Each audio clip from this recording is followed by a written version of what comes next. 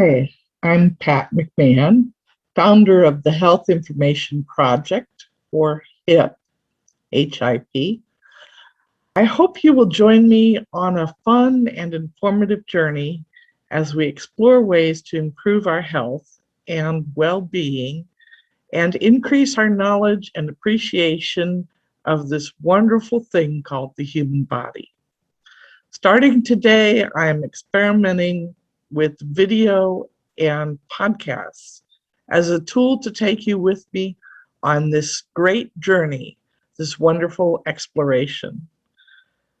This is all a bit homespun, and you may have to giggle at the crudeness of my productions. Certainly I did as I looked at the video of my first interview. I look a bit like Mr. Magoo. My glasses are crooked throughout. Laugh if you must, but don't let that distract you from listening to the very gracious Ricki McKenna as she tells us what a certified nutritionist is, how to become one, and how food can be a medicine for what ails us. Enjoy.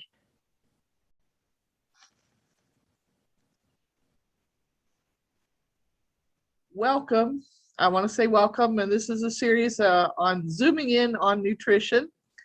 It is the first in a series of short podcasts on health and nutrition as part of the Health Information Project. And I am your host and Health Information Project founder, HIP founder, Pat McMahon. And our guest today is Ricki McKenna. And Ricki, would you tell us a little bit about yourself? Oh, thank you, Pat. Your bio. Yeah, well, first of all, thank you for having me on here. I've been a certified nutritionist for over 20 years. And it all started, I guess, when I was a kid and I liked food. And I found out that food does help you with feeling well. It helps your moods, and it can be preventive medicine. Of course, I love the Hippocrates statement about food is medicine.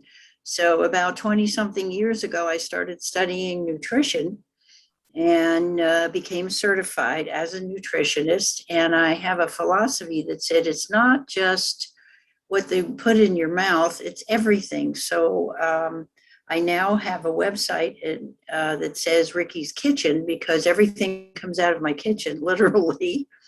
And it's called Food for Thought. So encompassing all that, I started out cooking many, many years ago as a kid, and went through art school. I have a degree in art, which I don't tell everybody. I do, though. I used to teach art. And I feel as though I have a pretty rounded education that led me to where I am now. And it just seems to be everything that I do leads back to food, no matter what it is, where I go. You know, if I go trekking in the mountains or something, I find edible plants, you know, things like that. And so far, I've been lucky there. And I've turned it into a business years ago, becoming a certified nutritionist and also becoming a chef, really, truly a chef. And I have a show on Zoom now. It's called Ricki's Kitchen. It's pan-tuitive because it's intuitive cooking, because I believe that we all have feelings toward food. And if we let our bodies guide us and truly listen with something like mindfulness, mindful eating, that's the way to go. So I have a podcast. It's called McHealthy Matters. It will be called Ricki's Kitchen, McHealthy Matters. And I do my Zoom class, which is Ricki's Kitchen.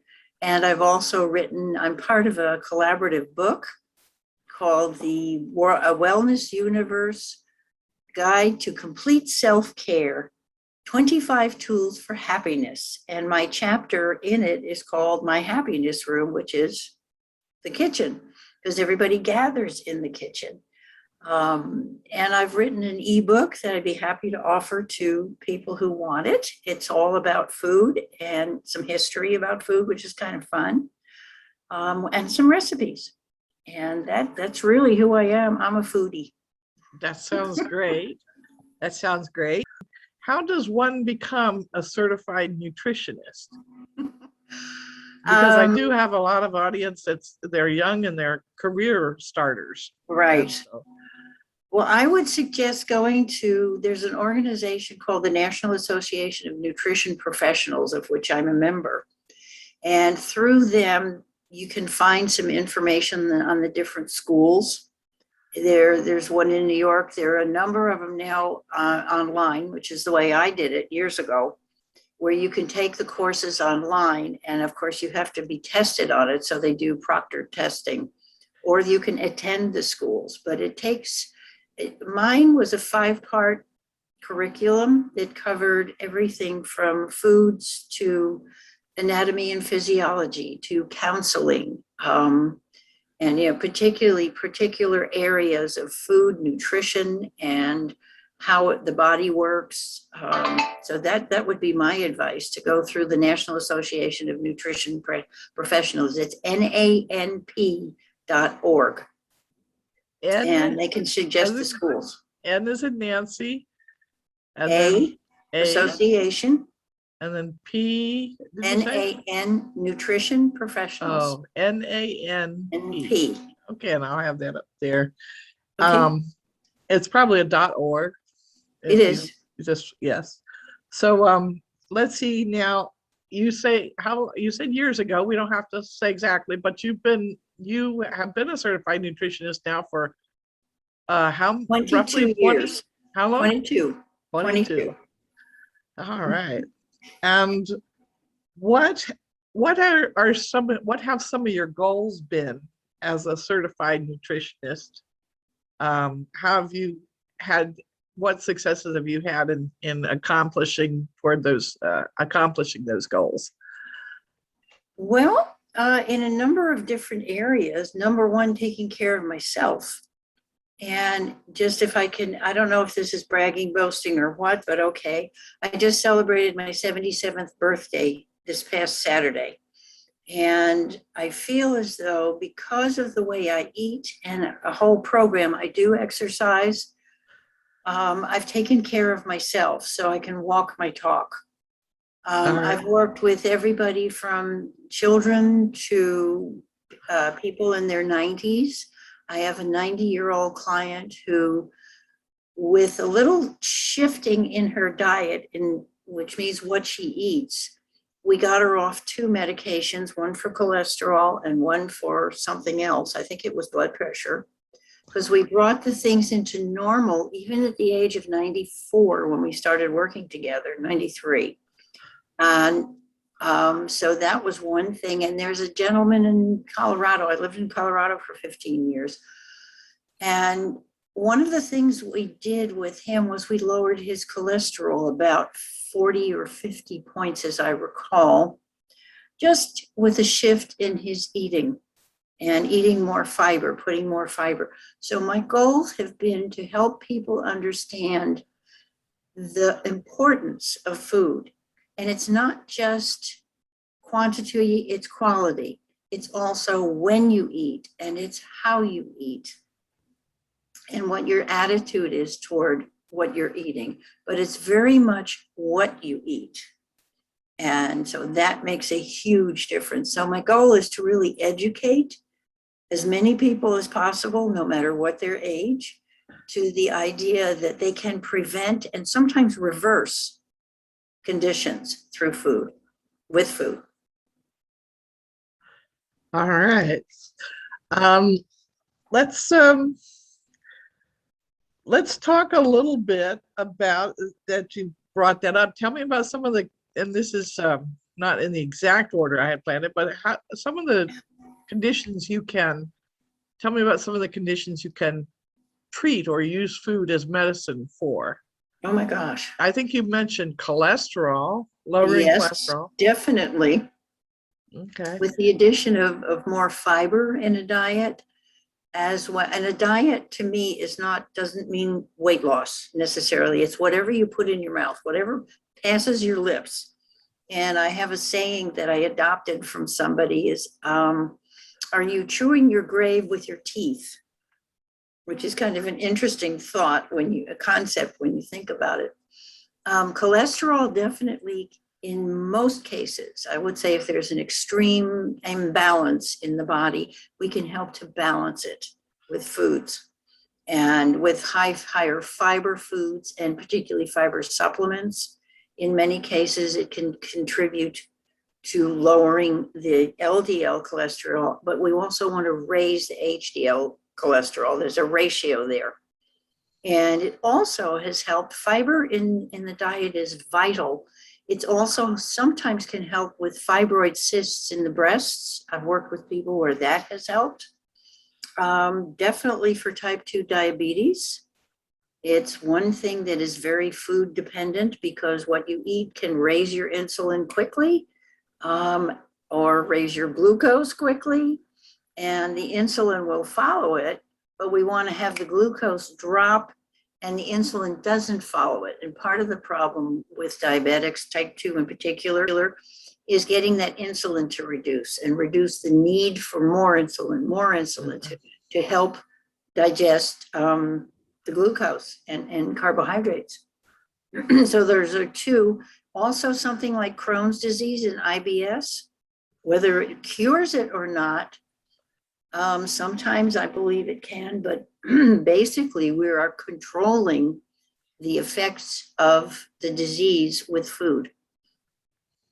I see. Okay. Okay. Yeah. And I understand you are, and you've probably hinted at this a little bit, you're a holistic and a functional nutritionist, and maybe you could tell us a little bit about what these terms mean. Okay. As far as holistic, and I would spell that, a lot of times it's spelled HOLISTIC. I would put the W in front of it as a whole. Okay. Because you cannot, from my point of view, and I think from a functional medicine practitioner, I'm not a medical practitioner, I'm an alternative practitioner. And what we do in that case as functional is to use the whole body. You're not just a stomach, and you're not just a set of intestines, and you're not just, your eyeballs or whatever. Everything works together. And it's very interesting. My brother asked me one time, is there anything to do with your stomach that gets to your brain? And I just looked at him and said, yeah. In particular, there's a nerve called the vagus nerve that goes from your stomach to your brain, and it can tell you how full you are. So as a holistic practitioner, I do look at more things than just the condition. I look back at when did the condition start and what happened before that and what led up to that. And when you were a child, did you fall off a horse? Did that affect how your brain processes things? I mean, everything is connected from the time you're born till the time you leave the physical planet. And so that's what I consider as holistic. We look at your environment. What are you breathing? Are there toxins in your home? And today there's a biggie with anything that smells. Scented candles, room deodorizers, dryer sheets. I'm on a campaign to get rid of those. Things like that. This is part of being a holistic practitioner. As I say, I just don't look at what food you're eating. Okay. And functional. What is a functional nutritionist? Or the body has function. As a functional person, I look at what are the functions of your organs and your whole system.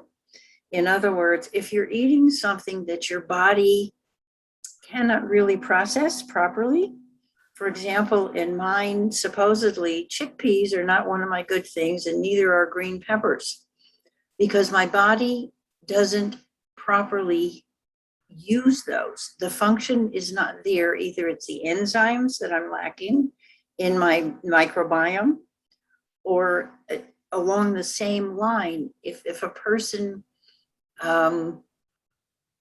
does something that affects the brain, it will affect the whole body. There's a function going on. And it's really more practical to me. It's a holistic approach to the function of the body and brain as one. Okay. Okay. And by the way, your brain is contained in your body and your mind isn't. We tap into the universe for mind. And that's part of holistic as well. Okay. Do you want to tell me about a success story? I think you mentioned one person, your 94-year-old patient who you shifted, and she went off of what?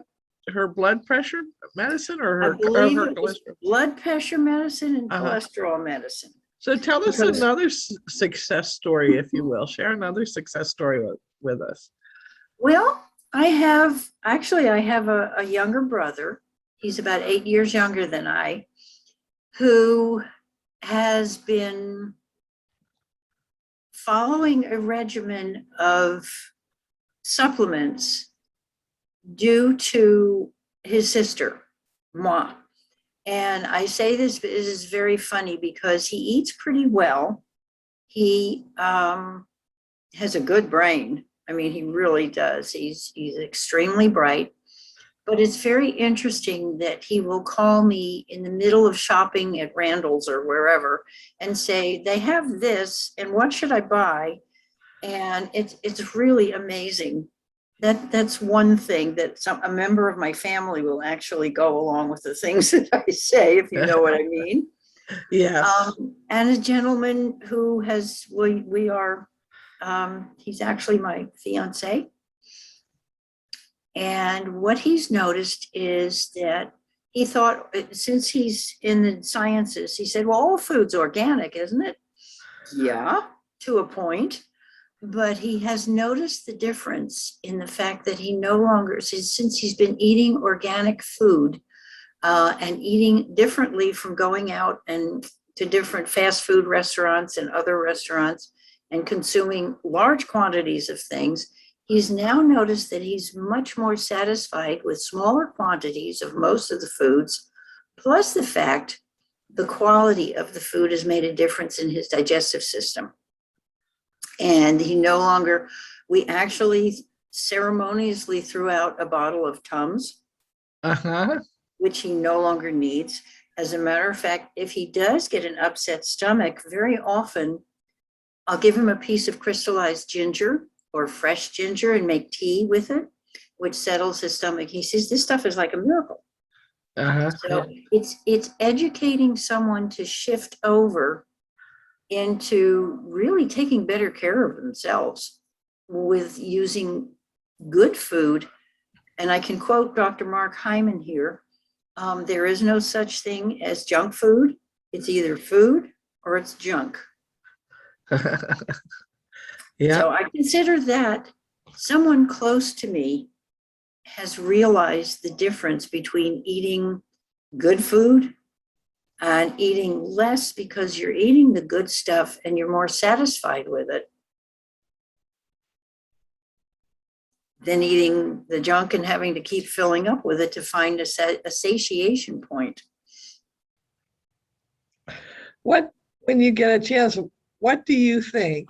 What do you think are the three greatest problems with the American diet today? Well, first of all, the name, the standard American diet. If you take that as an acronym, it is sad. One of the things is packaged and processed foods.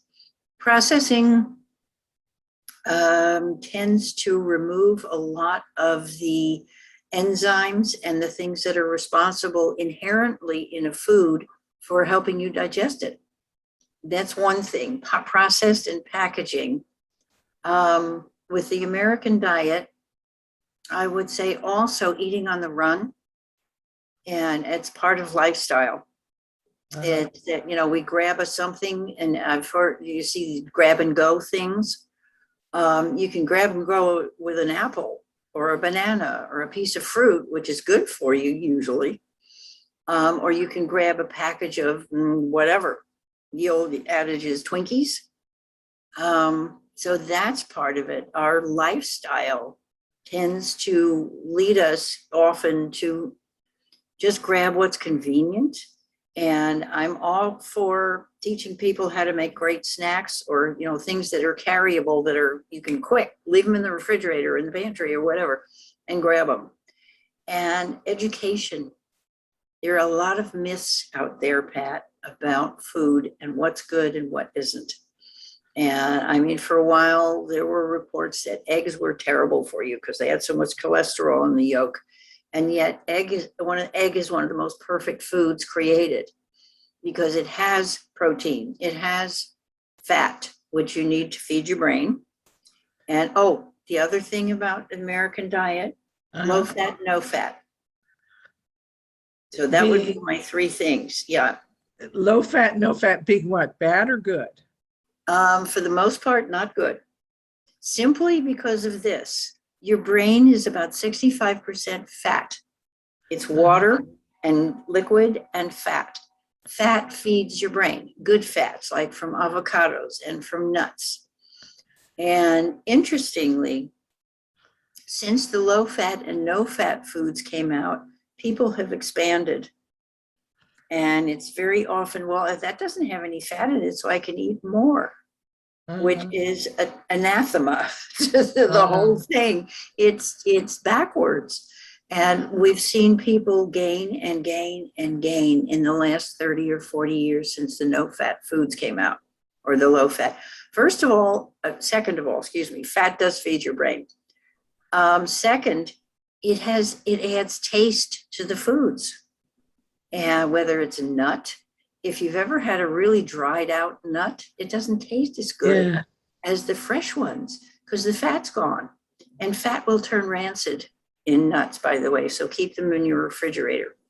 So I think that the low fat, no fat has led to a lot of fat, people putting it on because they're just not eating properly. The taste isn't there, and they're eating too much to feel satisfied. If you're eating a whole fat, let's say yogurt, and I'm a fan of plain Greek yogurt, you can add fruit and nuts and everything on your own. It's much more satisfying because the fat will help to fill you up and satiate you with less volume than if you're eating something that has no fat or low fat that really doesn't taste as good. You're getting the full fat taste of, let's say, butter. And don't get me started on margarine, because to me it's plastic. Okay. Did that answer your question? Yeah, well, actually, I was going to say, so we have had a continuation of the obesity plague in recent years. While I know for myself, we have had the push for low fat and no fat, and yet we've had the expansion of our wastes, as you say. What is it we're doing wrong, or we're eating more because we're not as satisfied? But I guess I'm wondering about the sugar issue. If you wanted to talk about that at all. That's a biggie. Actually, it's very interesting. I read a quote just the other day, and I can't remember where it was, having to do with the difference between cocaine and sugar. Sugar is something like 10 times more addictive than cocaine. Not that I would recommend cocaine for anybody, but what I do recommend is to look for things that are low in sugar. And natural sugar is good to a certain extent. For example, with fruits, fruits and vegetables, fruits all contain sugars. There are some fruits that are lower in sugar than others. And as they ripen, like a banana, the sugar content actually goes up and you can taste it more. But sugar is probably the worst addictive substance that we have. And that means something like sugary cereals that kids are eating. That's not the best thing in the world. Yes, it does give you some energy, absolutely. But it only lasts for about 30 minutes. And that's why people will eat breakfast and have a bowl of cereal with milk or, whatever, and a piece of toast.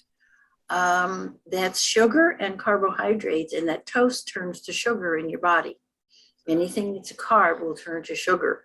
So the sugar issue is probably our biggest nightmare. So And- if I have to say, you mentioned earlier our to-go lifestyle is a problem. The fast, got to grab something and eat. And I got to say, I've had opportunities to buy apples or bananas versus a Twinkie, and I go for that Twinkie. And I'm wondering, what do you think? Do you think that's the addictiveness you're talking about? Yes, it is. Sugar's horribly addictive.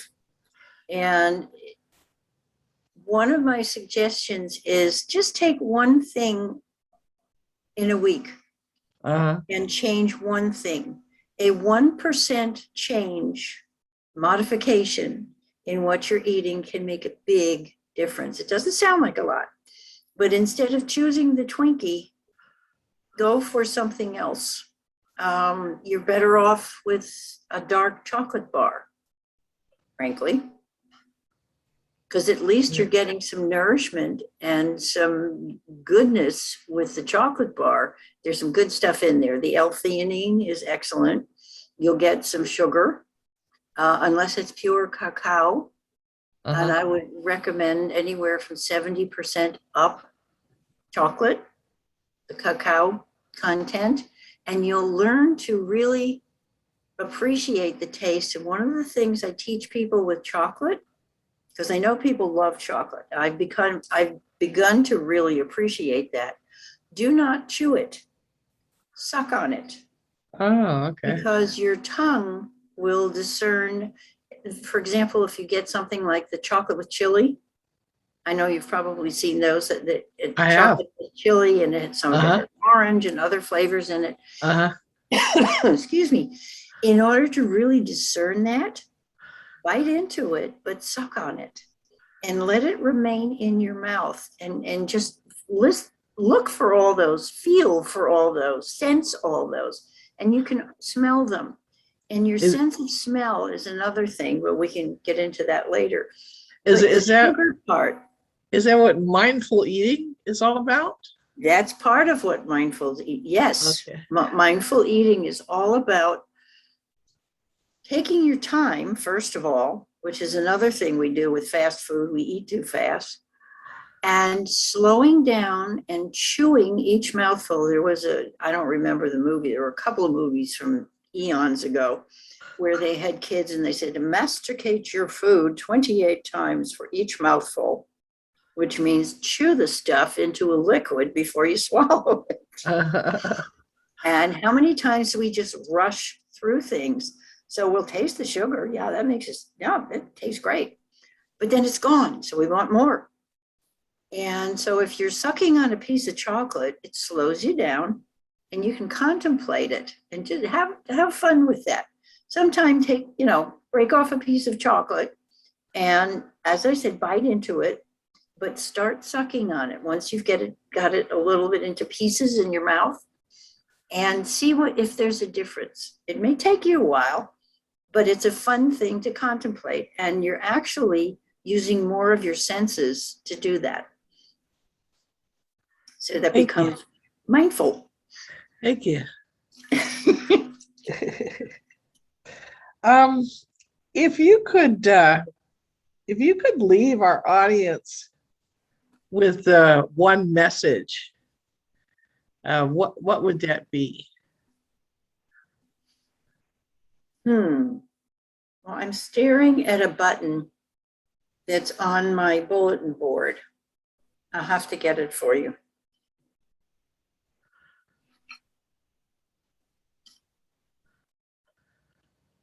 Eat real food. Eat real food. Yes, eat food that is as close to the natural condition of when it was either grown or raised or picked. In other words, What fruit is a wonderful example. Raw vegetables, and I'm not always a fan of everything raw. Some things need to be cooked in order to release the enzymes, but eat real food. Go for the perimeter of the grocery stores. That's usually where the fresher foods are, rather than in the middle in the aisles where everything's packaged and packed.